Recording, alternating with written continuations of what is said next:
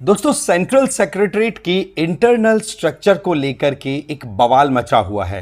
जैसा कि आपको पता है कि कर्तव्य भवन के नाम से अभी सेंट्रल सेक्रेटरीट को जाना जाता है और उसका कर्तव्य भवन 3 जो है उसकी इंटरनल डिजाइन को लेकर के अभी रिसेंट टाइम में जो ब्यूरोक्रेट्स हैं, ऑफिशियल्स हैं, पर्टिकुलरली हम बात करें तो सेंट्रल सेक्रेटरीट सर्विसेज सीएसएस के जो लोग हैं उनके द्वारा ऑब्जेक्शन रेज किया गया है।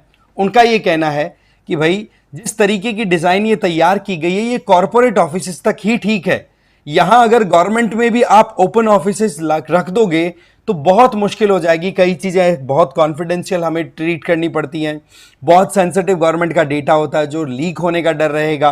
तो सवाल यह है कि क्या वाकई में यहां पर ट्रांसपेरेंसी लाने की कोशिश की जा रही है या फिर यहां पर केवल और केवल बाबुओं की नींद उड़ाने की कोशिश हो रही है। पूरा मामला डिटेल में जानने की जरूरत है क्योंकि कर्तव्य भवन के डिजाइन को लेकर के सीएसएस अधिकारियों ने अपनी तरफ से ऑब्जेक्शन रेज किया है। कहा कि भाई जो एक तरीके की ऑफिशियल एफिशिएंसी होनी चाहिए, जिस तरीके से हमें प्रोडक्टिविटी इंश्योर करनी है हमारे ऑफिसेस की, वो चीज बड़ी मुश्किलों में चली जाएगी अगर एकदम ओपन स्पेस में आप सेगमेंट्स में अलग अलग डिपार्टमेंट्स को लाके बिठा दोगे।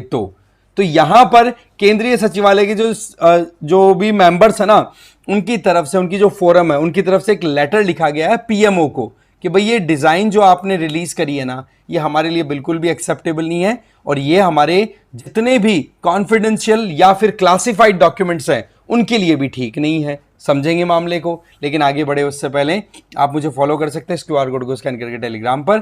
और PWIS की तरफ से सृजन रिपीटर्स 2.0 बैच रन कराया जा रहा है जिसमें प्रीलिम्स, मेंस और इंटरव्यू तीनों की तैयारी होगी, जिसमें जीएस की क्लासेस, टेस्ट सीरीज और मेंटरशिप प्रोवाइड की जा रही है। ज्वाइन कर सकते हैं, लिंक है वो डिस्क्रिप्शन बॉक्स और पिन कमेंट में मिल जाएगा, या फिर आप देख सकते हैं वहां पर नंबर भी दिए हुए, कोई डाउट हो तो आप कॉल करके पूछ लीजिए।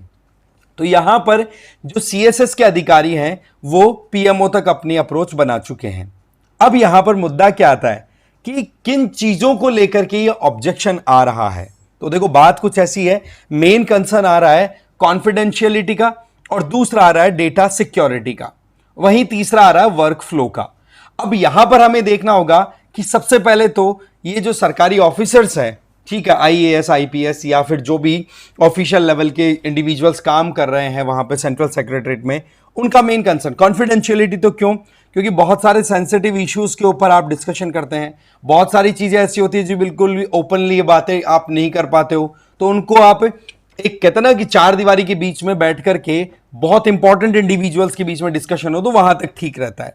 वहीं सिक्योरिटी कंसर्न्स की बात करें तो कहीं पर कोई डेटा अगर किसी अनऑथराइज्ड इंडिविजुअल के हाथ लग गया तो कितना बड़ा सिक्योरिटी ब्रीच और कितना बड़ा हमें चैलेंज का सामना करना पड़ सकता है। तीसरा कि जब डिपार्टमेंट्स अपने अपने सेपरेट फिजिकल एरियाज में ऑपरेट करते हैं तो उनका काम बड़ा स्मूथली होता है, बट एक ही एरिया में सबको ला करके ओपनली आप बिठा दोगे तो उससे चैलेंजेस बढ़ सकते हैं, वर्क फ्लो में बड़ा इशू आ सकता है क्योंकि वहां पर बहुत सारी आवाजें होंगी, जब बहुत सारे लोग बैठेंगे तो नॉइस का भी इशू रहता है, प्लस साथ साथ में कहीं ना कहीं एक दूसरे के इंटरफेरेंस का भी इशू रहता है। तो ये मामले लेकर के ऑब्जेक्शन रेज कर दिया गया सीएसएस डिपार्टमेंट के, सीएसएस का जो फोरम है, सीएसएस फोरम, जहां पर ये मेंबर्स पार्टिसिपेट करते हैं। बट हमें यहां पर कुछ चीजें समझने की जरूरत है कि सबसे पहली चीज कि आज हम जो चाहते हैं कि जिस तरीके से रेड टेपिज्म का एक मामला जो चल रहा है, लाल फीताशाही के चलते जो काम 50 साल से अटके हुए हैं, 30 सालों से अटके हुए हैं, उनका कोई तो एक जवाबदेहिता हो पाएगी।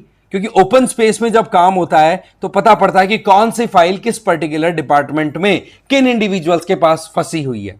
मामला है यहां पर कॉन्फिडेंशियलिटी का, तो कोई बात नहीं, कॉन्फिडेंशियलिटी को मैनेज करने के लिए आप सेपरेट स्पेस में आप ऑपरेट करवा सकते हैं। बट जो मामले एकदम कॉमन है, जिनके ऊपर डिस्कशन इंटर डिपार्टमेंटल कॉन्वर्सेशन के बेसिस पे रहता है, तो उनको तो वहां पर पार्टिसिपेशन में लाया जा सकता है। जैसे यहां पर देखेंगे तो कर्तव्य भवन 3 जो है वहां पर home ministry, foreign ministry, rural development ministry, MSME ministry, petroleum and natural gas ministry, ये सारे बैठेंगे और साथ ही साथ प्राइम मिनिस्टर जो हैं उनके जो चीफ साइंटिफिक एडवाइजर हैं वो भी वहां पर बैठने वाले हैं।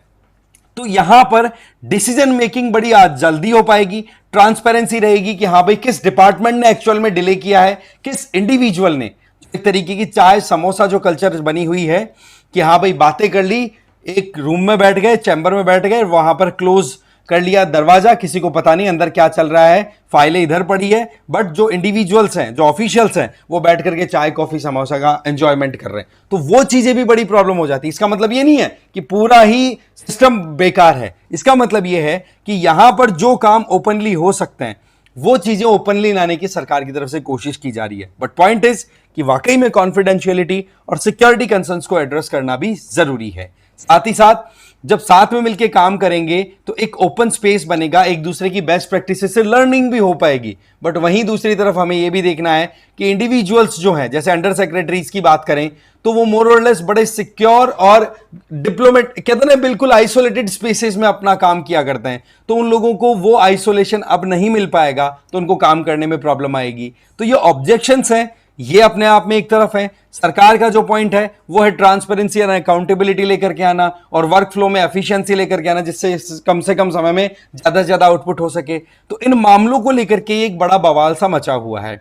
अब आप क्या सोचते हो इस मामले में? मेरा तो यह मानना है कि भाई एक बैलेंस बनना जरूरी है, काम भी स्मूथली और जल्दी से होना जरूरी है, तो कॉन्फिडेंशियलिटी भी कहीं ना कहीं मेंटेन रहनी जरूरी है, राइट? तो ये है पूरा मामला। आप अपनी राय जरूर कमेंट बॉक्स में देना। बाकी इस वीडियो में तो इतना ही था। Thank you very much.